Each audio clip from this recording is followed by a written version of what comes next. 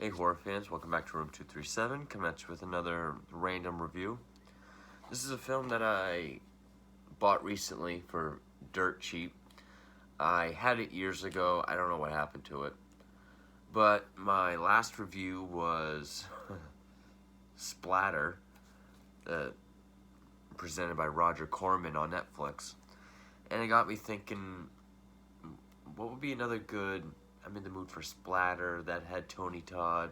What else, that I haven't seen in a while that I could review.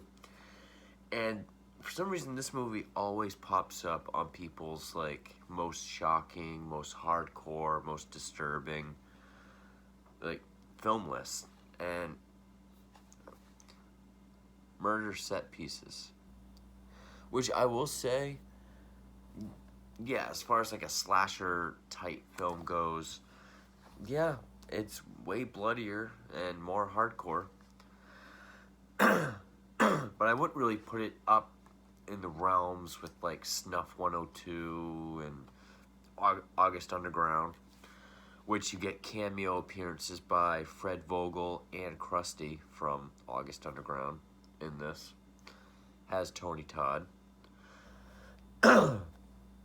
I like how up at the top it says Sven Garrett, who is the lead, he's our killer, with Gunnar Hansen, the original Leatherface, Serena Vincent, who's the leg shaving girl from Cabin Fever, Tony Todd, he's Tony Todd, and they're all in one scene each. There's also a cameo appearance by Edwin Neal, the hitchhiker from Texas Chainsaw Massacre. So I think Nick Palumbo, who is the writer, producer, and director of this film, is a fan of Chainsaw Massacre. And just some of these reviews. Hustler Magazine, the most graphic horror film ever committed to celluloid. I would disagree. Film Threat, the serial killer film to end all serial killer films. I still prefer a Maniac, and they mean fictional serial killer films. I still prefer Maniac. I even prefer the remake of Maniac. Fangoria, Murder Set Pieces is a sick, repellent, and ultimately offensive movie. Ultraviolent and instant classic. It's definitely a cult film. And Rue Morgue. Palumbo displays flashes of visual brilliance reminiscent of the best works of Dario Argento.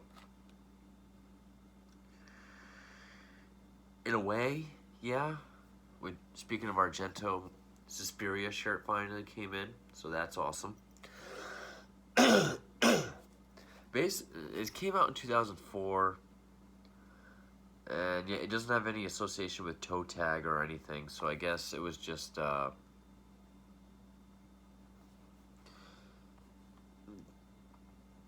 Fred Vogel and Krusty just happened to be in it.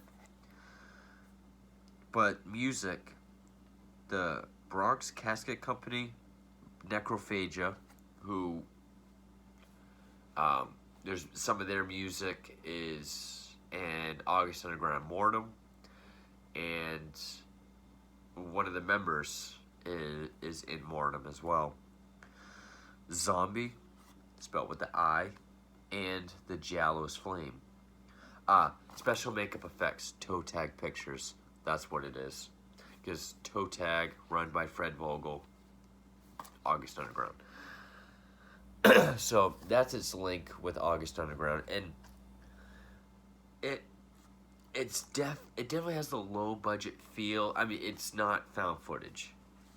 It's an actual film. But it is, yeah, see, Serena Vincent in her only scene, Tony Todd in his only scene.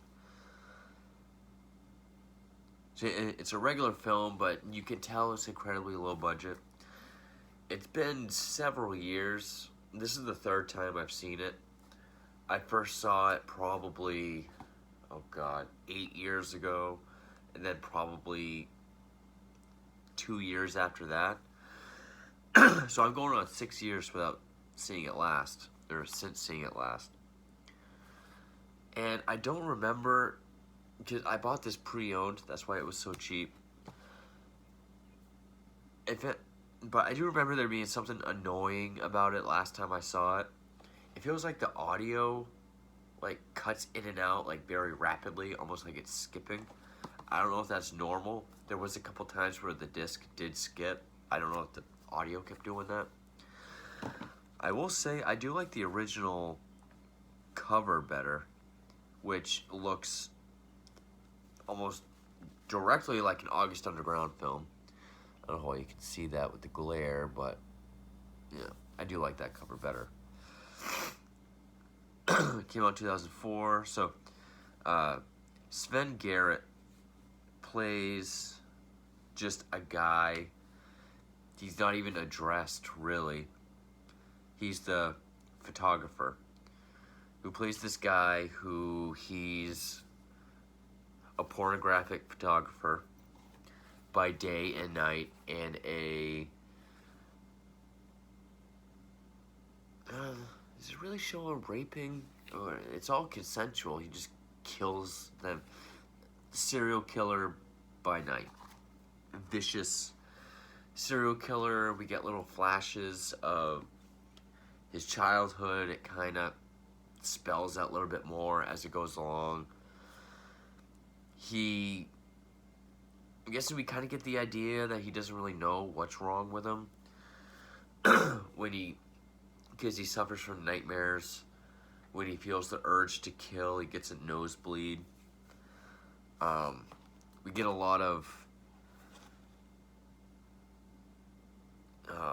trying to think of a film that does this, sort of like a Natural Born Killers kind of thing, where something will happen, like when he's about to kill somebody, or he sees a potential victim. We sort of see the nightmares that goes on while he's sleeping. So he's sleeping and while he's awake. Whether it be like him just sitting there covered in blood, shaking his head like Jacob's Ladder, Silent Hill, or a scene with him just running down the road shirtless, covered in blood, and different of images thrown all around it. He is of German descent. His grandfather was a Nazi. Gunnar Hansen, he plays this other Nazi sympathizer or supporter who's a mechanic that he buys a pistol from. He's dating this one woman who has a young sister, like a 10, 11, maybe 12-year-old sister. Which she's not even really credited. Yeah, he does rape. And his main target is prostitutes, which I'm guessing being a pornographic model counts as prostitution. Or strippers. Because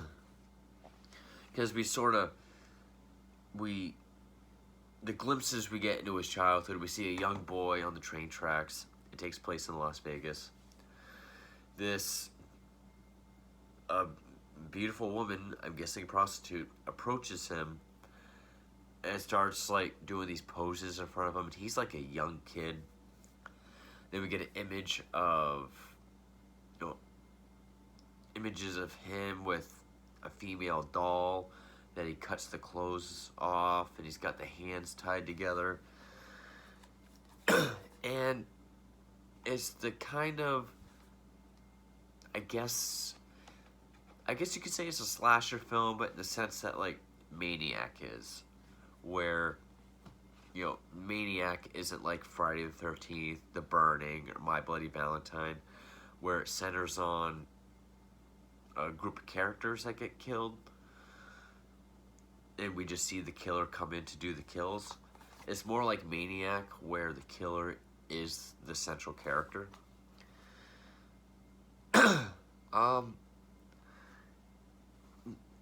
whatever rape scenes are in there, it's not really graphic.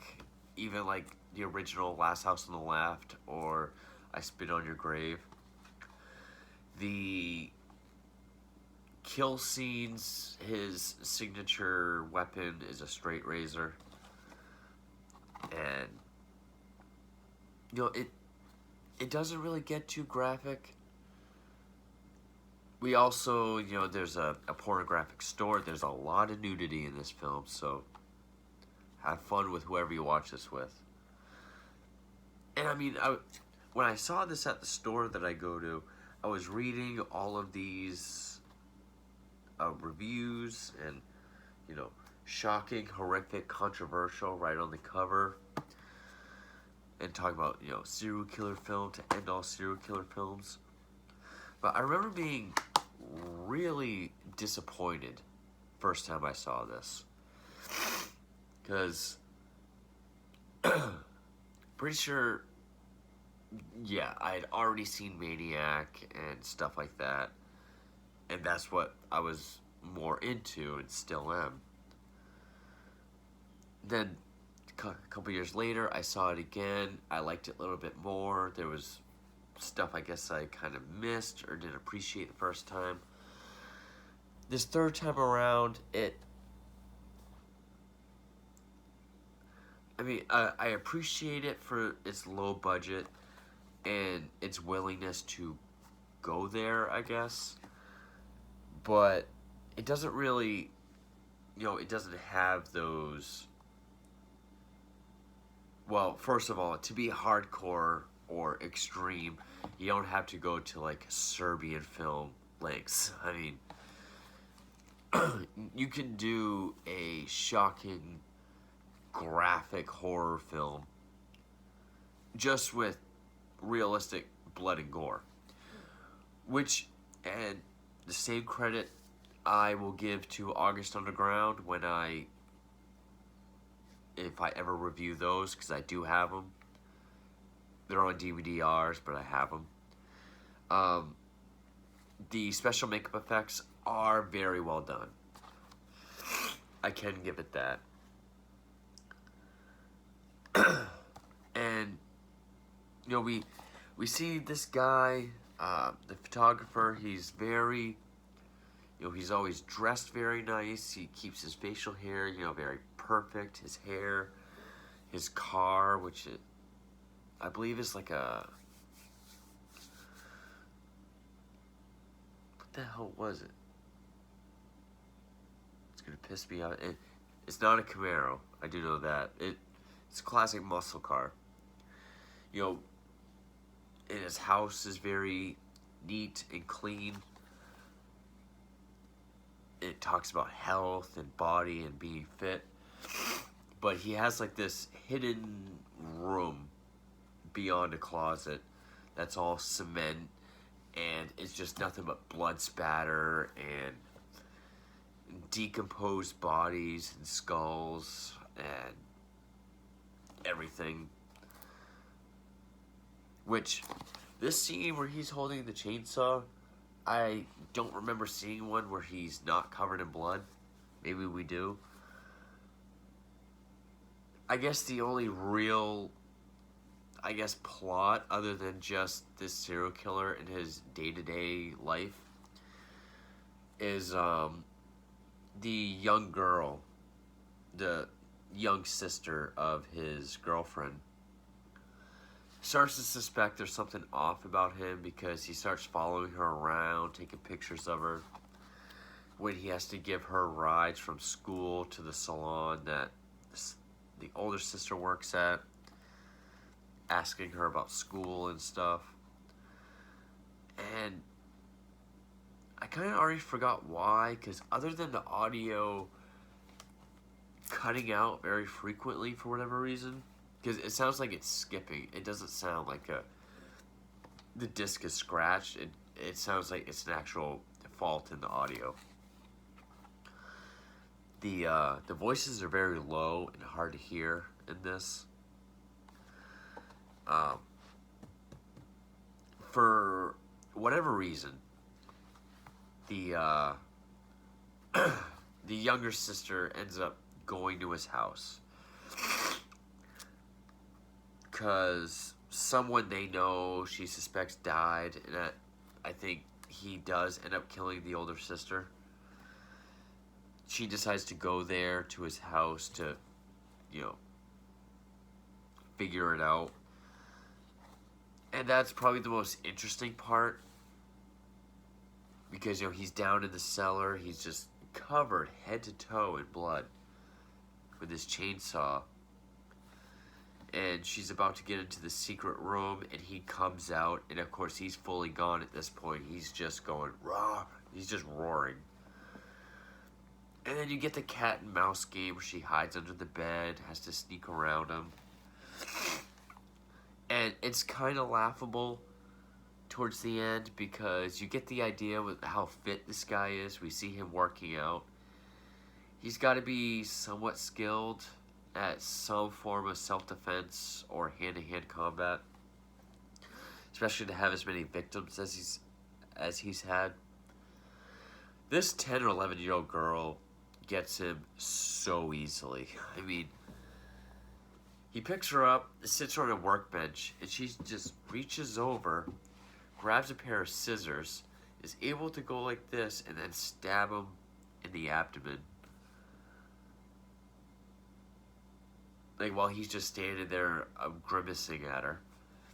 Then when she runs to the door to get out of the, you know, blood dungeon, she picks up the bar, holding it shut, and he just kind of lumbers over as she slowly, like the way kids do in movies, just like, gets him like twice in the face, and he falls. And I just thought that was kind of funny. And the whole time I was happy, I'm like, just run outside. It's like the nice suburban area of Vegas. Like, he's covered head to toe in blood. He's not going to chase you. He's not going to go outside.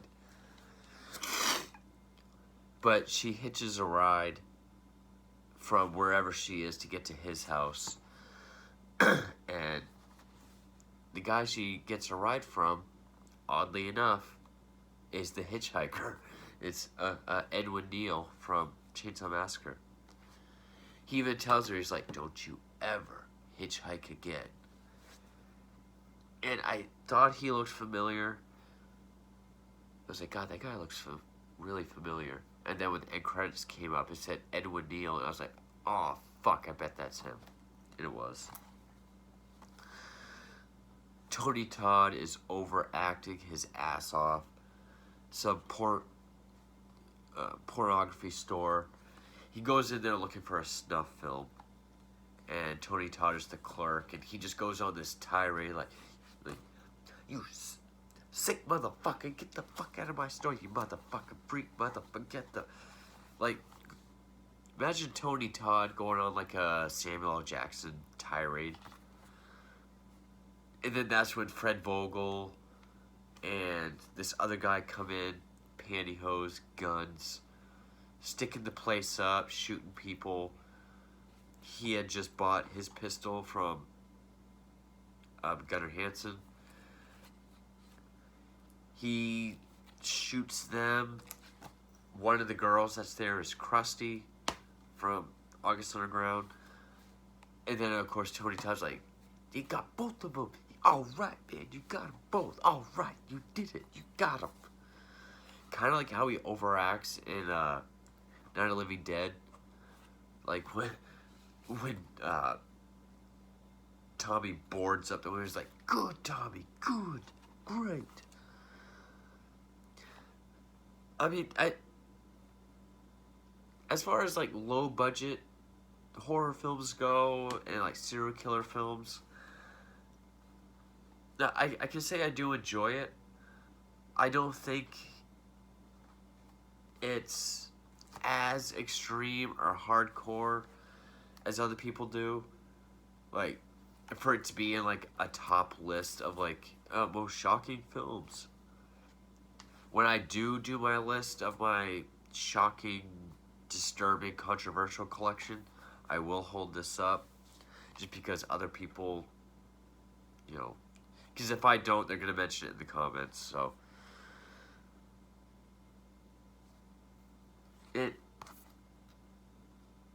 and then of course at the end, because he was the leather jacket muscle car guy the whole movie. Now he's on a bus going to LA. So he's got like whatever jacket cowboys wear and a hat.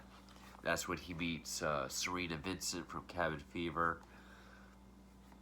And he's just going to continue going that way. And then that's when we also see the prostitute from the train tracks, dead. Train tracks are on a bridge. She's topless and dead down at the bottom. The young boy walks up to her, picks up a doll that she has, I guess, wipes his bloody nose. So we're guessing that was his first victim. Yeah, I'll say this. I don't think it's as extreme or shocking or disturbing as other people say. While at the same time, it doesn't come across as trying to be shocking. Like, it doesn't feel like an edgy 14-year-old trying to piss people off the way I feel Rob Zombie films are. Like, I would say Devil's Rejects is more of a try-hard film than this. But this is more hardcore than Devil's Rejects, I can't say that. Overall, I can't say I like it. It did well for the budget. The acting wasn't that bad for the most part. It was cool to see all these cameos, Gunnar Hansen, Edwin Neal, Tony Todd, I guess Serena Vincent, Fred Vogel and Krusty. Special makeup effects by Toe Tag, music by the bands that have worked with Toe Tag. So I do enjoy this film. That's Murder Set Pieces. Thank you for watching.